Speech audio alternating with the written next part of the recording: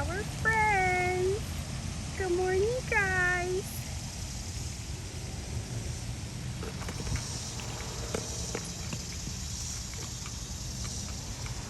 Can't get it to. Okay, so now that we've said good morning to our friends, let's focus on the topic at hand. Learning how to rest and rejuvenate ourselves at the same time. Now, disclaimer. My suggestions are not a one-size-fits-all. It's just suggestions for you to try if you want to. And if you have success, yay! If not, tweak it until you find what works for you. So, I'm learning to take a rest. I used to feel like I was allergic to rest, allergic to naps, and that lifestyle just kind of created a chaotic lifestyle, and it's almost like I didn't know how to function unless I was in the midst of chaos. But now I'm learning that I can recreate the narrative and choose to make better choices to make my life a little easier. Mind you, I have to acknowledge that maybe I have this freedom because my kids are older, but also I think that even though I'm learning late how to, live life more effectively for myself, at least if I share it with you, you can take tips here and there and try to figure out what's going to work best for you. I think that when my kids were younger, that's all I saw. All I saw was moms and dads running themselves ragged at the expense of whatever the kid needed or wanted to participate in. I remember when I was in high school, I started off on the track team, but that was during the time when, I want to say it's before asthma asthma machines came out. So at that time, all we had was inhalers, and it seemed like everywhere you turn, it was just kids dropping dead because of asthma. So my mom was all freaked out, and she was a little concerned that I was doing track. So I finished off that season, and then I just said, okay, well, let me go back to what I know, which was cheerleading, and I did that. And I remember it's like our parents just kind of, they were so busy trying to work, so busy trying to make sure that we had a well-balanced life, and we got all these practices and games and all these activities that we got to go to and need money for, and we don't realize how much wear and tear our parents actually put forth for us to have a quote-unquote successful life. Until fast forward, I have my own kids, and fortunately for me, my job was a little more flexible than what I remember my parents having. So I was able to attend more activities, games, pick up a load of kids, drop them off, and do this and do that. But at the same time, it's still the end result where you reach a certain point where you just feel like you are so burnt out, and you don't know if you have the time, money, energy, strength to do another thing. And I think that what that helps us understand is we have to tap into our help. Now, yes, I know that everybody doesn't always have help all the time, but some of us have help and we won't let them help us.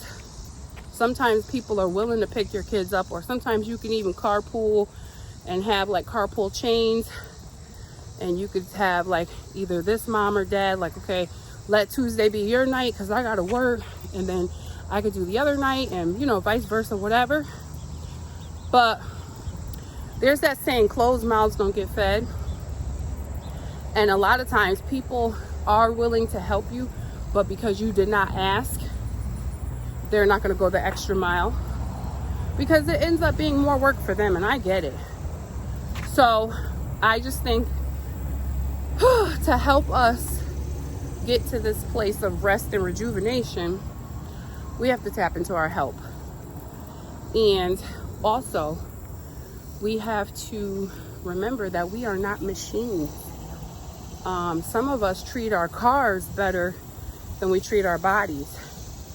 And especially if you have like a high-end car, high-end quality car, you wouldn't dare put 87 octane gas in your car.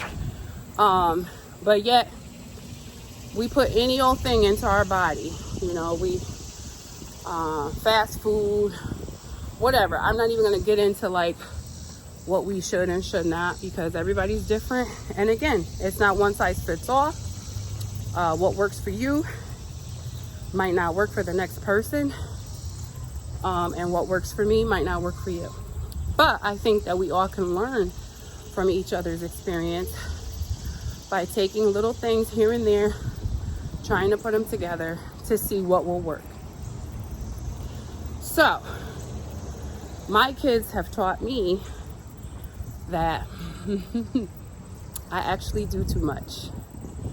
And I know I'm not the only one out there who feel that way. Because if a lot of us are honest, especially I can only really speak for the moms, because I don't really get too in depth with the men, but I know that they're out there running themselves ragged too.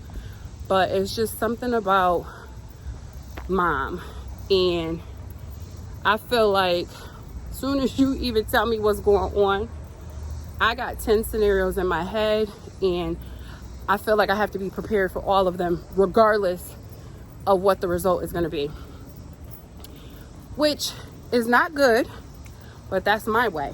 You know, that's my way to not lose my mind, even though you might think I'm losing my mind, but I'm just as calm because I know that inside my head, I got it all figured out. Like, if A app happens, this is what we're going to do.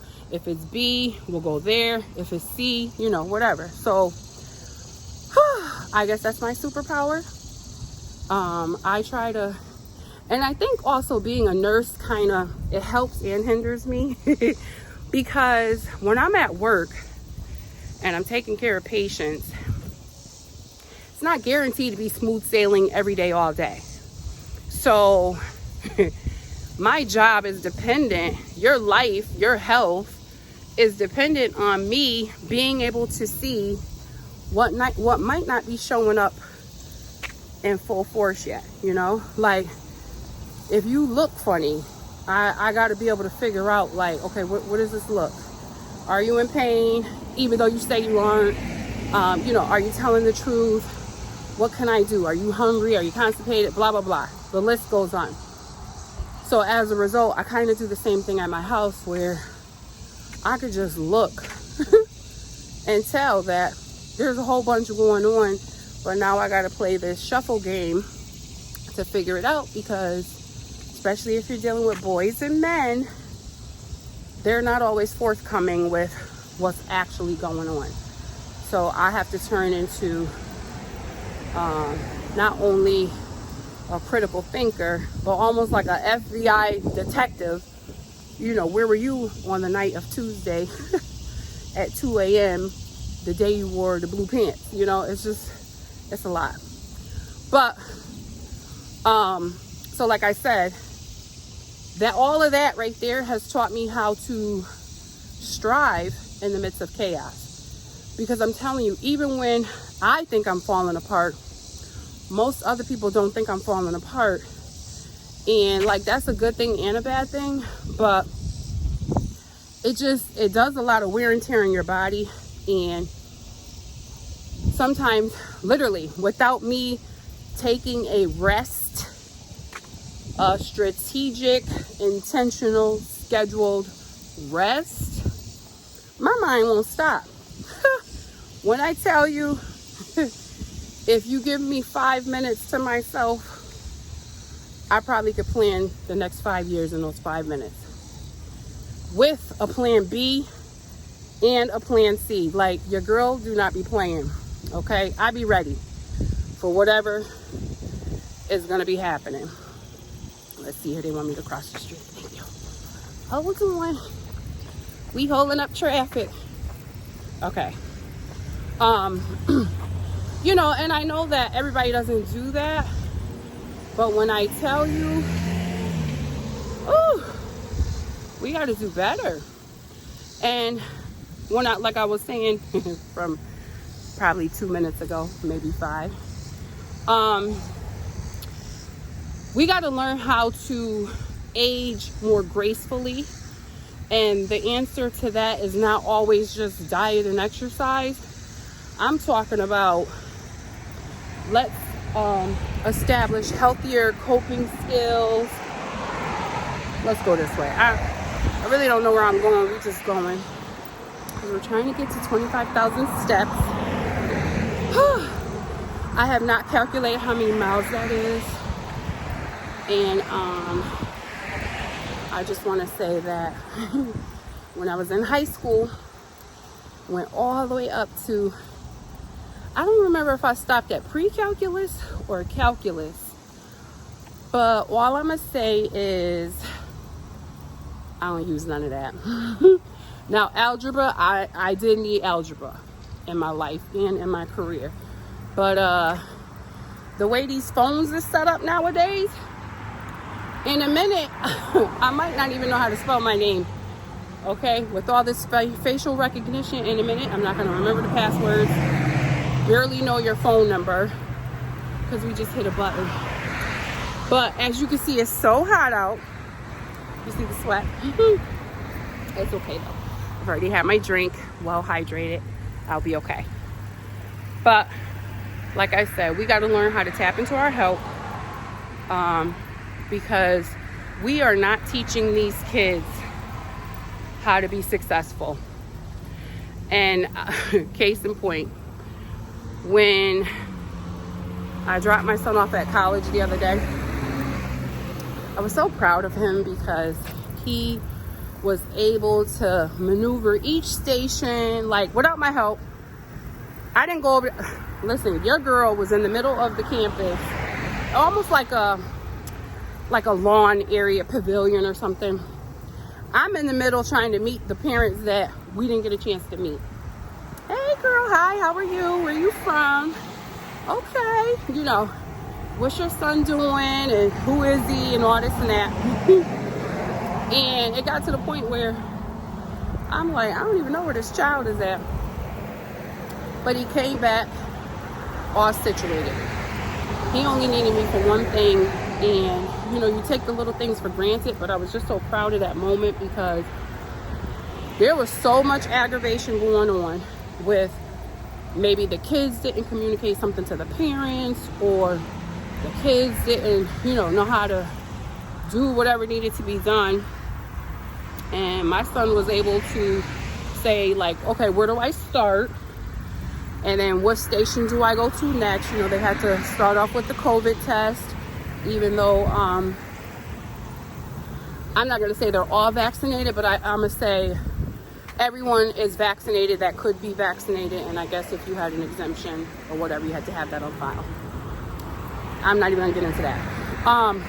So they did the COVID test. Then he had to, you know, go make sure your physical is on file and all this and that. And register your car if you're driving. So all that stuff. And I was just like, you know what? In the moment, I wasn't even paying attention. But like later on my way home, as I was able to kind of think, like, I really think that if he would have just brought himself, he would have been okay. Wait, we got to cross the street. Whew. But he would have been okay. And of course, I still would have been like, did you do this? Did you do that? Because that's what I do. But I like to think of myself as like the checklist, you know? I'm just making sure you thought about it. That's all. It's not that I don't think you won't do it. I'm just making sure, because by the time I get back home, I will not be coming back. But, so we have to, these kids are really paying attention to us. And I'm learning that some of the stuff that we might complain about that our kids do or don't do, if we're honest with ourselves, it's probably what we do or don't do. So when I tell you, I think I could cross through here. I don't know though, we'll wait. When I tell you, I am so intentional about what I'm doing, why I'm doing it, how I'm doing it, and if it's anything different than what I've already taught my kids, I let them know. And I let them know more than once, because I can't expect them to just move in alignment with me, because I'm moving different. But I try to show them, like, hold on, I found out a different way, a better way. Let me show you, whatever. And then I also am learning, I don't always do it, but I try. When a new obstacle presents itself, I try to say, well, what do you think we should do?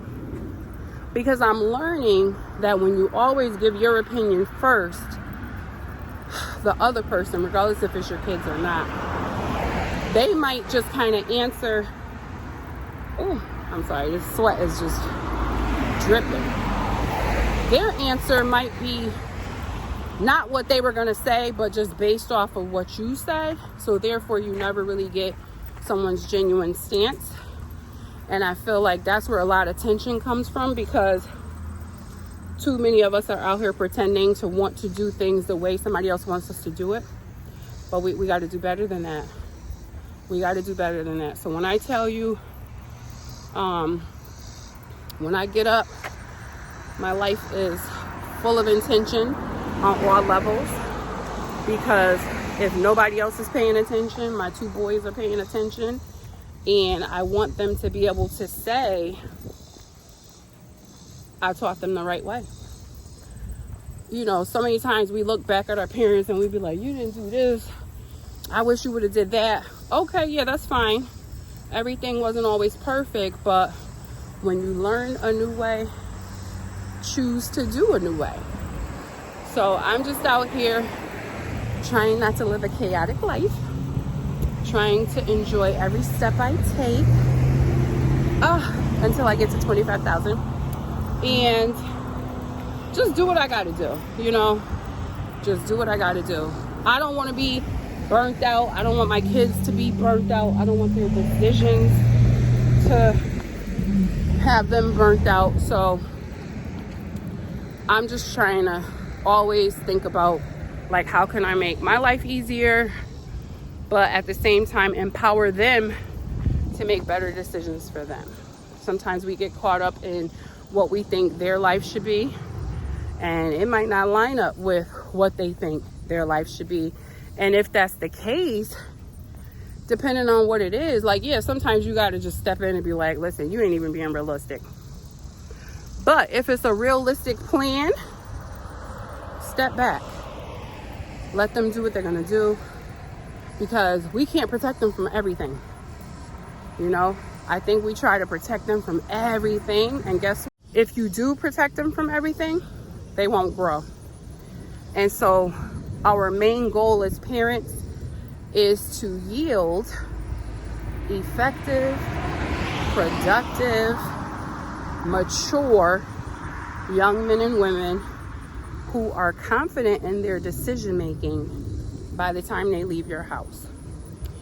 And I can say that I'm not going to say that my boys have mastered that, but they're on the right track. And for the most part, of course, they got to explain their decision to me. But once they explain it to me, I'm usually good with it. Because as long as you have put thought towards it, I'm good. So, just took this time to rest and rejuvenate and just kind of think about life and what's going on and what's been working, what's not working, what do I need to change. And why not walk and think at the same time? Because that's how my thoughts go. Like literally, I could talk to y'all for this whole walk on 50 million topics, because as soon as I hit stop on this video, I'm sure I'm gonna think about something else.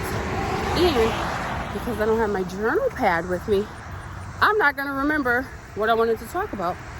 So usually I'll pick up the phone to be a little reminder, and next thing you know, we got a 20-minute video.